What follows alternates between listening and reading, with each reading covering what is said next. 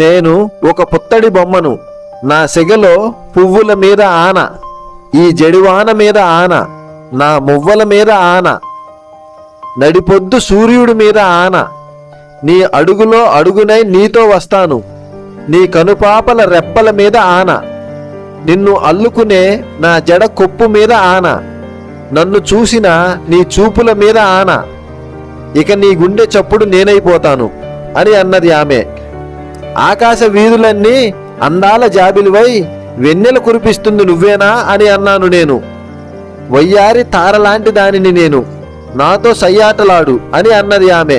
ముద్దబంతి లాంటి నీ చెంపలను ముద్దాడే శబ్దంలో నా మాటలు విను అన్నాను నేను.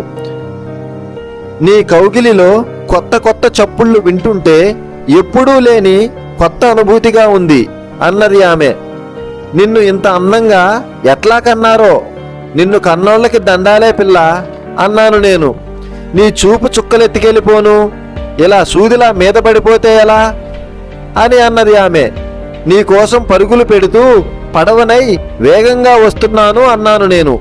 నీ కలలోనైనా సరే నన్ను వదలకు, మన మధ్య కల్లోలాలు అస్సలు రానియకు అన్నది ఆమె. నా ఊపిరి కన్నా భద్రంగానే చూసుకుంటాను, నా ప్రాణంలో ప్రాణంగా నిన్ను దాచుకుంటాను అన్నాను నేను. నాలో ఎన్నడూ లేని అలజడి రేగింది. వెళుతూ వెళుతూ ఆగిపోవటం, నాలో నేను నవ్వుకోవడం చేస్తున్నాను అన్నది ఆమె. నిన్ను కలిసిన నాటి నుండి నాకు కూడా మతి చెడిపోయింది అని అన్నాను నేను. స్థానాలాడే వేళ దొంగవలే చూశావు ఎందుకు అన్నది ఆమె. నీ ఒంటిపై నీటి చుక్క ముత్యంలా జారుతూ ఉంది, అందుకే చూశాను అన్నాను నేను.